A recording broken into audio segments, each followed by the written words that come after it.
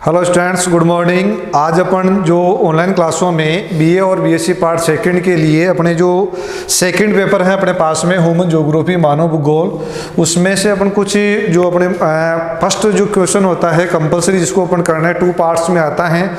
पहला अपना ए भाग होता है, उसमें मानचित्र का कार्य होता है। बीए वालों के लिए 7.5 नंबर और बीएससी वालों के लिए 5 नंबर का होता है।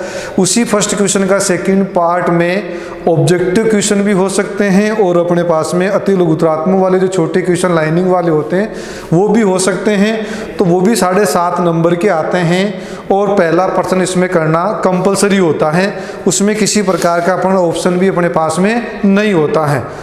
तो उसके बाद में उसके लिए अपन उन क्वेश्चनों के बारे में किस प्रकार के क्वेश्चन आते हैं उनकी अपन चर्चा करते हैं। कि पहले अपने पास में एक क्वेश्चन है कि मानव भूगोल के दृश्य सर्वत्र पर्यावरण से, यानी कि सर्वत्र पर्यावरण से संबंधित हैं, जो कि स्वयं भौतिक दशाओं के योग हैं। यह जो परिभाषा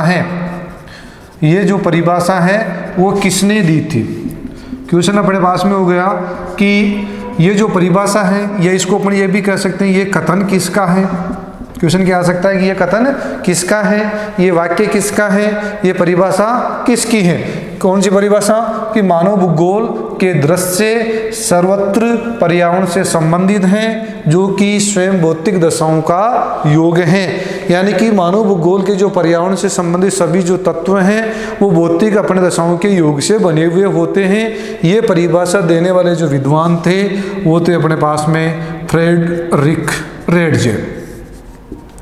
तो आंसर क्या होगा अपने पास में? फ्रेडरिक रेडजेल हो जाएगा इसका आंसर।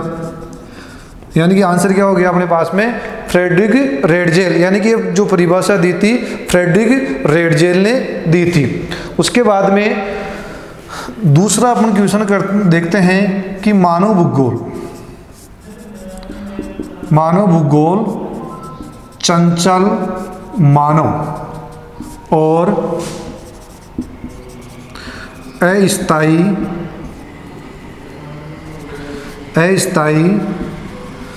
पृथ्वी के परिवर्तनशील संबंधों का अध्ययन है। यानी कि दूसरी जो परिभाषा अपने पास में आ रही है कि वो है कि मानव जो भूगोल है वो चंचल मानव, यानी कि मनुष्य चंचल हैं, लगातार धरातल पर क्रिया करता रहता है, और अस्थायी पृथ्वी अस्थायी है जिस पर लगातार परिवर्तन होते रहते हैं। इन चंचल मानव और अस्थायी पृथ्वी के परिवर्तनशील संबंधों का जो अध्ययन है वही क्या कहलाता है? मानव भूगोल कहलाता है। ये जो परिभाषा देने वाले जो विद्वान थे वो अपने पास में फ्रेडरिक रेडजेल की शिष्या हुआ करती थी अमेरिका की, और उसका नाम है Ellen Churchill sample.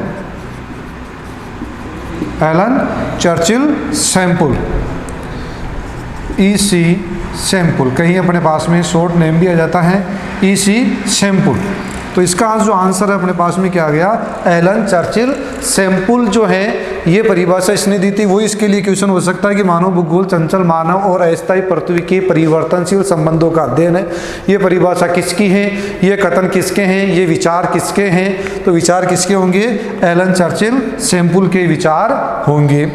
Question number अपने पास में जो थर्ड है कि तीसरा जो, यानी कि मानव भूगोल का जनक कौन है?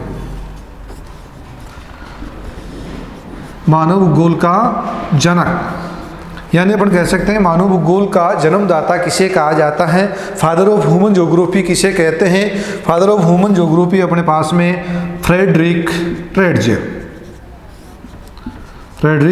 रेडजेल को ही क्या कहा जाता है? मानव भूगोल के जन्मदाता कहा जाता है। क्वेश्चन नंबर थर्ड कि मानव भूगोल का जनक या जन्मदाता फादर ऑफ ह्यूमन ज्योग्राफी कौन है? वो अपने पास में फ्रेडरिक रेडजेल को कहा जाता है। इसके बाद में अगला जो अपने पास में आ रहा है कि एंथ्रोपोज्योग्राफी।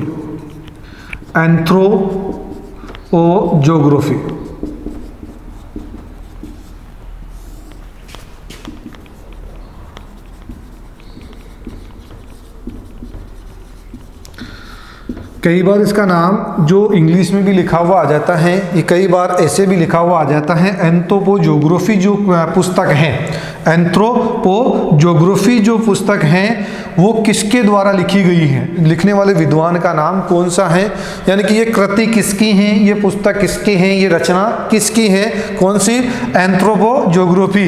तो ये जो पुस्तक है वो अपने पास में फ्रेडरिक रेडजेल की, फ्रेडरिक रेडजेल, यानी कि 7.5 नंबर के क्वेश्चन होते हैं, 5 क्वेश्चन करने पड़ते हैं और आराम से अपन कम समय में अच्छे मार्क्स अपन उससे प्राप्त कर सकते हैं।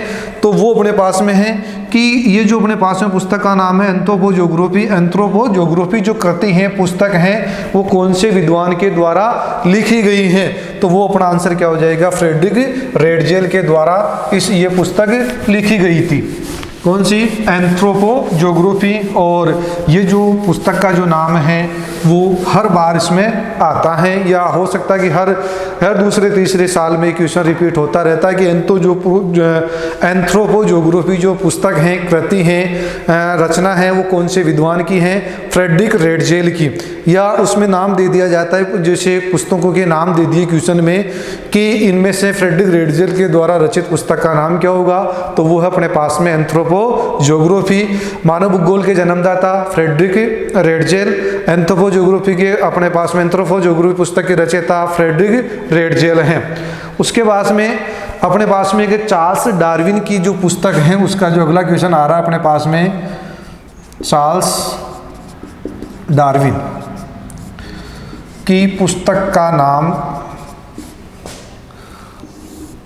कौन सा है, यानी कि चार्ल्स जो डार्विन हैं उनके द्वारा लिखी गई जो पुस्तक कौन है, वो है अपने पास में प्रजातियों की उत्पत्ति। यानी कि चार्ल्स जो डार्विन हैं उन्होंने कौन सी पुस्तक लिखी थी, प्रजातियों की उत्पत्ति।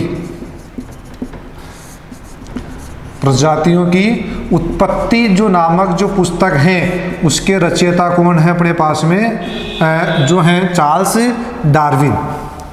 प्रजातियों की उत्पत्ति जो नामक पुस्तक के रचयिता हैं जो अपने पास चार्ल्स डार्विन, या अपन ये भी कह सकते हैं कि चार्ल्स डार्विन ने कौन सी पुस्तक लिखी थी, प्रजातियों की उत्पत्ति। या ये भी हो सकता है कि प्रजातियों की उत्पत्ति जो नामक कृति है, पुस्तक है, वो कौन से विद्वान के द्वारा रचित की गई है, कौन से विद्वान के द्वारा लिखी गई है, वो है अपने पास में चार्ल्स डार्विन के द्वारा।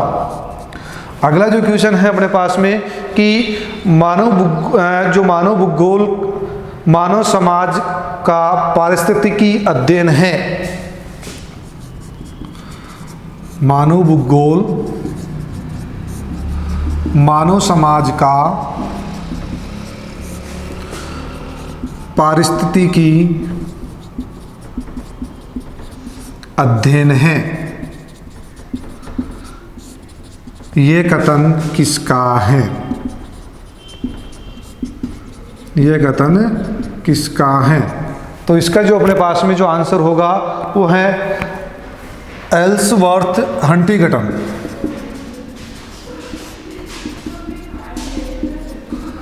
एल्सवर्थ हंटिंगटन के द्वारा ये जो कथन कहा गया था कि मानव भूगोल है वो मानव समाज की जो पारिस्थितिकी है, इकोसिस्टम है, उसके अध्ययन में, यानी कि मानव समाज का जो अध्ययन है वो मानव भूगोल के अंतर्गत किया जाता है। ये जो कथन किसका था, एल्सवर्थ हंटिंगटन का कथन था। उसके बाद में अपन बात करते हैं कि नियतिवादी विचारधारा। नियतिवाद ये क्या है, एक विचारधारा है, एक सिद्धांत है। नियतिवाद और अपने पास संभववाद और दूसरी है नवनियतिवाद, ये 3 विचारधाराएं हैं।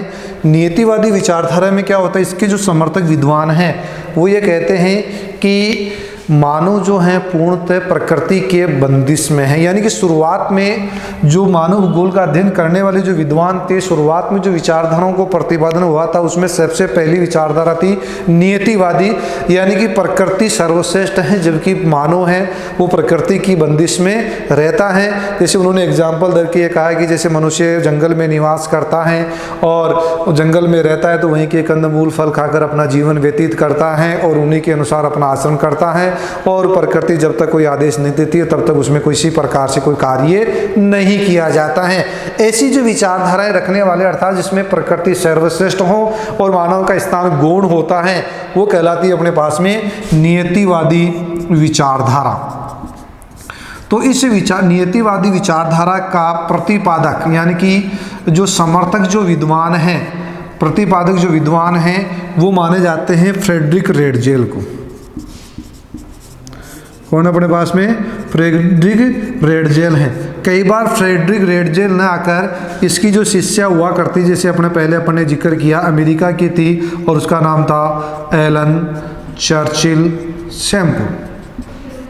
दोनों में से एक ही ऑप्शन में आएगा, दोनों साथ नहीं आएंगे क्योंकि दोनों विद्वान ही हैं, वो नियतिवादी विचारधारा के समर्थक हैं। दोनों विद्वान ये मानते हैं कि प्रकृति सर्वश्रेष्ठ है और मानव की स्थिति गौण है, अर्थात जो है मनुष्य प्रकृति के आदेशों के अनुसार कार्य करता है। जब तक प्रकृति उसको अनुमति नहीं देती है तब तक मनुष्य कोई क्रिया नहीं करता है। ये दोनों विद्वानों की विचारधारा है, फ्रेडरिक रेडजेल की और एलन चर्चिल सैम्पल की। तो ऐसा कि जब क्वेश्चन आता है कि नियतिवादी विचारधारा का प्रतिपादन या समर्थक विद्वान कौन है, तो दोनों में से एक ही ऑप्शन में आएगा, दोनों साथ नहीं आएंगे। अगर दोनों साथ आते हैं, वो भी ध्यान देना, अगर दोनों साथ आते हैं तो इसमें आंसर फ्रेडरिक रेडजेल ही होगा, क्योंकि एलन चर्चिल सैम्पल तो इसकी शिष्या थी। प्रतिपादन कहाँ हो गया?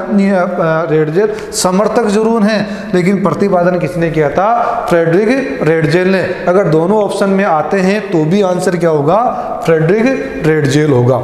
नियतिवादी की विचारधारा के बाद में आती है अपने पास में संभववादी विचारधारा, यानी इसको अपन वैज्ञानिकवादी विचारधारा भी अपन कह सकते हैं, क्योंकि इसमें जो प्रकृति के द्वारा जो संभावनाएं उपलब्ध करवाई जाती हैं, मनुष्य अपने तकनीकी और ज्ञान कौशल के द्वारा उन प्रकृति में पाए जाने वाले पदार्थ को अपनी आवश्यकता के अनुसार उसमें बदल लेता है या अब उस वातावरण को अपने अनुसार परिवर्तन कर लेता है। जैसे पहाड़ों पर आश्रय स्थल बनाना, वातानुकूलित अपने कमरों का या रहने का स्थान बनाना, या अपने प्रकृति के प्रतिकूल ऐसी टेक्नोलॉजी विकसित करना कि जिससे कि उस प्रतिकूल परिस्थितियों में भी वो अपना जीवन आसानी से गुजर बसर कर सके।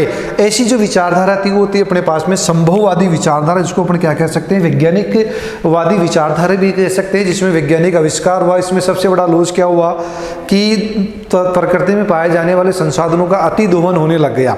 तो ये अपने बाद की बात है। यहाँ पर क्वेश्चन की बात कर रहे हैं कि संभववादी जो विचारधारा है उसका जो प्रतिपादक करने वाले या उसके समर्थक विद्वान कौन थे, और उनका नाम था विडाल डी लाप्लास।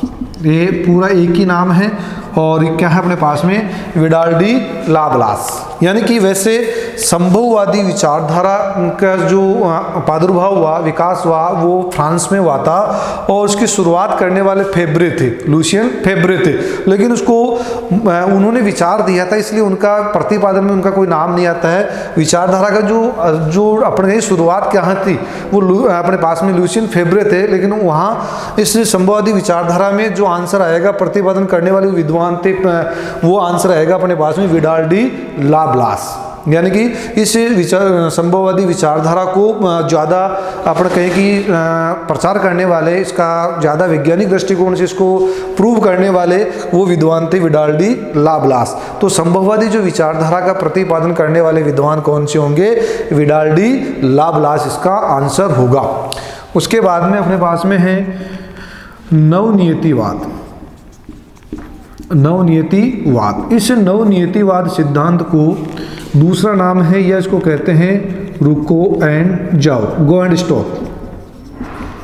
रुको एंड जाओ, गो एंड स्टॉप। ये नवनियतिवादी जो विचारधारा है इसको अपन कह सकते हैं कि जैसे अपन सतत पोषणीय विकास वाली जो विचारधारा है कि जिसमें वर्तमान की आवश्यकताओं की पूर्ति भी होते रहे, आने वाले पीढ़ी के लिए भी संसाधन बचकर रहने चाहिए, ऐसी जो विकास होगा उसको सतत पोषणीय विकास के नाम से जाना जाएगा। यानी कि अपन कहें कि जो अपना विकास का स्तर है वो वर्तमान में बना भी रहना चाहिए और आने वाले समय के लिए भी वही स्टैंडर्ड तैयार रहना चाहिए।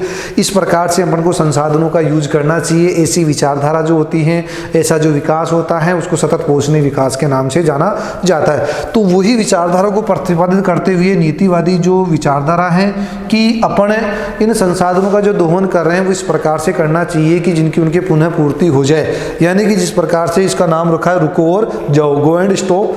यानी इसमें एक एग्जाम्पल दे रखा था विद्वान ने जिन्होंने इस विचारधारा का प्रतिपादन किया, किसका, नवनीतिवादी या रुको एंड जाओ, गो एंड स्टॉप वाली, कि जिस प्रकार से शहर में ट्रैफिक कंट्रोल के लिए बत्तियां होती है जिसमें ग्रीन रेड येलो बत्तियां होती हैं, और जैसे अपने ग्रीन जाने का संकेत करती हैं, अपने रेड होती है वो खतरे की होती है, रुकने का नाम रुकने के लिए इंडिकेट करती हैं, तो वैसे येलो जो बत्ती है वो अपने स्पीड को धीरे करने का अपन को संकेत देती है। तो उसी ट्रैफिक रूल्स के अकॉर्डिंग अपनी परिभाषा करते हुए अपने सिद्धांत को या अपनी विचारधारा को प्रतिपादित करते हुए विद्वान ने बताया कि प्रकृति में पाए जाने वाले संसाधनों को अपन को उपलब्धता के अनुसार उनकी पुनः पूर्ति के हिसाब से अपन को उनका पुनर्ग्रहण करना उनका उपयोग अपन को करना चाहिए, यानी कि सतत पोषणीय विकास की परिभाषा के अनुसार। तो नवनीतिवादी जो विचारधारा है, रुको और जाओ सिद्धांत की जो विचारधारा, उसका प्रतिपादन किया था ग्रिफिथ टेलर ने। कौन अपने पास में, ग्रिफिथ टेलर।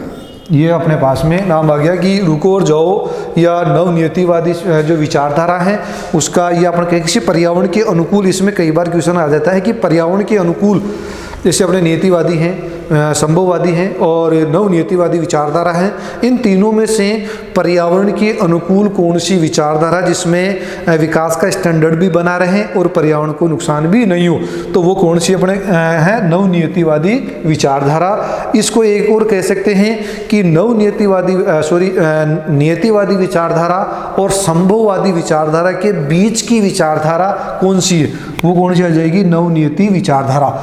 यानी नियतिवादी में पर्यावरण से प्रकृति सर्वश्रेष्ठ है जबकि मानव का स्थान गौण है, यहाँ पर मनुष्य सर्वश्रेष्ठ है जबकि प्रकृति का स्थान गौण है, यहाँ पर न तो प्रकृति का मनुष्य दास है और न ही प्रकृति सर्वश्रेष्ठ है, यानी दोनों का मिला जुला रूप बीच की जो विचारधारा वो कौन सी है, नवनीतिवादी विचारधारा, रुको और जाओ विचारधारा, जिसका प्रतिपादन किया था ग्रिफिथ टेलर ने। उसके बाद में है अपने पास में कि मानव इतिहास का जन्मदाता हेरोडोटस, उसी ने अपने भूगोल के लिए पुस्तक लिखी थी, उसका नाम है मानव इतिहास नामक पुस्तक। मानव इतिहास नामक पुस्तक के रचयिता, नामक पुस्तक के रचयिता कौन है, उसका आंसर होगा हेरोडोटस। कौन है अपने पास में, हेरोडोटस को मानव इतिहास की जो पुस्तक है, मानव इतिहास नामक जो कृति है, उस पुस्तक का जो रचयिता है, वो उस पुस्तक की जो कृति के रचनाकार हैं वो कौन अपने पास में, हेरोडोटस से उसको माना जाता है। उसके बाद में आता है अपने पास में हृदय स्थल,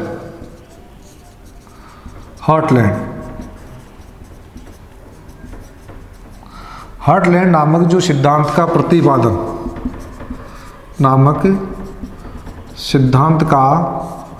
प्रतिपादन किया था। ये जो हार्टलैंड जो है अपने हृदय स्थल सिद्धांत का प्रतिपादन 1919 में जॉन मैकेंडियर ने किया था। इसने कई बार क्वेश्चन में मैकेंडियर भी आ जाता है, जॉन मैकेंडियर भी एक हैं, और अपने पास में कब किया था, 1919 में जॉन मैकेंडियर ने जो अपने पास में हार्टलैंड जो विचारधारा है, सिद्धांत है, हृदय स्थल सिद्धांत का प्रतिपादन इसने किया था। उसके बाद में क्रियाशीलता सिद्धांत का प्रतिपादन, क्रियाशीलता सिद्धांत का प्रतिपादन किसने किया, क्रियाशीलता सिद्धांत का प्रतिपादन किया था जीन ब्रुन्स ने किया था। किसने किया, जीन ब्रुन्स ने क्रियाशीलता सिद्धांत का प्रतिपादन किया। एक अपने पास में आता है अर्क कुंडे या इसमें आता है अर्ड कुंडे, दोनों एक ही हैं। नामक पुस्तक के रचयिता कौन है, नामक पुस्तक के रचयिता कौन है, तो इसका आंसर होगा कार्ल रिटर। कौन है, कार्ल रिटर हैं। उसके बाद में है रिपब्लिक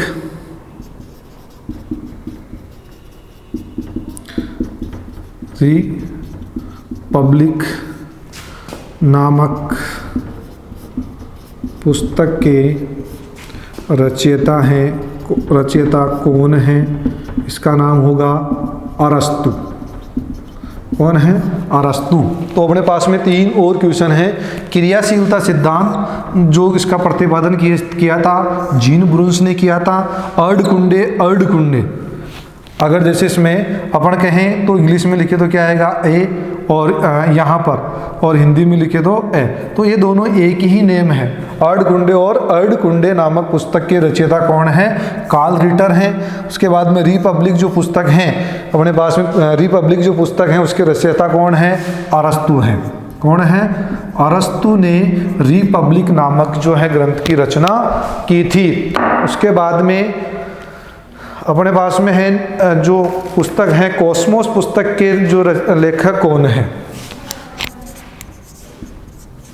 कॉस्मोस पुस्तक के जो रचयिता हैं कौन है? और इसका नाम जो रचयिता हैं वो हैं अलेक्जेंडर वान हमबोल्ट। ये इसका पूरा नाम है। कई बार इसमें क्या आ जाता है, इतना भी आ जाता है, हमबोल्ट भी आ जाता है कि कॉस्मोस जो अपने पास में कराती है। कौन सी पुस्तक की बात है? कॉस्मोस। ये जो कॉस्मोस पुस्तक है इसके रचयिता कौन है? अलेक्जेंडर वान हमबोल्ट। कई बार ऑप्शन में इतना भी दे देते हैं, कौन सा? हमबोल्ट ही। कितना? हमबोल्ट। तो ये हमबोल्ट भी एक ही बात है और अलेक्जेंडर वान हमबोल्ट भी अपने पास में एक ही है। तो कॉस्मोस जो अपने पास में जो पुस्तक है, बुक्स हैं, ग्रंथ हैं, उसके जो रचयिता कौन अपने पास में? अलेक्जेंडर वान हमबोल्ट हैं। उसके बाद में पार्थिव एकता का सिद्धांत किसने दिया था? पार्थिव एकता का सिद्धांत किसने दिया? इसका आंसर भी क्या होगा? अलेक्जेंडर वान हमबोल्ट। यही विद्वान था जिसने पार्थिव एकता का सिद्धांत दिया था। यानी कि पार्थिव एकता जो सिद्धांत है, कौन सा? पार्थिव एकता का सिद्धांत देने वाले विद्वान का नाम है अलेक्जेंडर वान हमबोल्ट। सिद्धांत कौन सा अपने पास में? पार्थिव एकता का सिद्धांत किसने दिया था? अलेक्जेंडर वान हमबोल्ट ने दिया था। एक अपने 20वीं शताब्दी का भूगोल, एक पुस्तक है अपने पास में 20वीं शताब्दी का भूगोल। इसकी रचयिता कौन है? 20वीं शताब्दी का भूगोल। पुस्तक का क्या नाम है अपने पास में? 20वीं शताब्दी का भूगोल। इस पुस्तक के अपने पास में रचयिता कौन है? 20वीं शताब्दी का भूगोल पुस्तक के रचयिता कौन है? आंसर क्या होगा? Griffith Taylor. यह अपने पास में कुछ महत्वपूर्ण क्वेश्चन हैं। इनके अलावा और भी अपने पास में क्वेश्चन हैं जिनका अपन जिक्र नेक्स्ट वीडियो में करेंगे। और आज के लिए इसमें से अपन एक बड़े क्वेश्चन की अगर बात करें तो उसमें अपन कह सकते हैं कि जैसे घनत्व किसे कहते हैं? घनत्व या अपन कह सकते हैं जनसंख्या वितरण। एक जो दोनों पेपरों के लिए, फर्स्ट पेपर अपना कौन सा होता है? रिसोर्स ज्योग्राफी, सेकंड अपने पास में ह्यूमन ज्योग्राफी। उन दोनों के लिए कॉमन क्वेश्चन है जनसंख्या वितरण एवं घनत्व। दोनों एक ही हैं, अलग अलग हैं दोनों। इसमें फैलाव होता है जिसमें इसमें भूमि के अनुपात को दर्शाया जाता है। लेकिन जो जनसंख्या वितरण घनत्व किसे कहते हैं? इनको प्रभावित करने वाले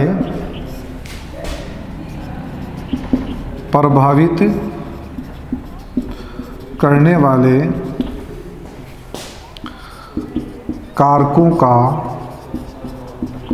वर्णन कीजिए। ये अपने पास में 15 नंबर 10 नंबर, 10 नंबर का बीएससी के लिए और 15 नंबर बीए के लिए, यानी कि दोनों पेपरों के लिए कॉमन क्वेश्चन है। यहाँ इसको बताने का मतलब था कि अपना रिसोर्स ज्योग्राफी फर्स्ट पेपर में भी जनसंख्या, वितरण और घनत्व, इनकी परिभाषा अलग अलग होगी, जबकि इनको प्रभावित करने वाले कारक क्या होंगे, समान होंगे। तो ये जो पर्सन है दोनों पेपरों में समान, दोनों पेपरों में इसकी जो अपने थ्योरी है वो बिल्कुल समान है, इसलिए इनका जो वीडियो भी आपको उपलब्ध करवाया गया था बिल्कुल एक ही है और उसमें टॉपिक भी सारे एक होंगे। वितरण अगर पूछा जाता है तो इसकी अलग ये परिभाषा करनी है, घनत्व पूछा जाता है तो इसकी परिभाषा आपको लिखनी है। इसमें वितरण में जनसंख्या का फैलाव होता है, जबकि वितरण में उसको भूमि के अनुपात को दर्शाया जाता है।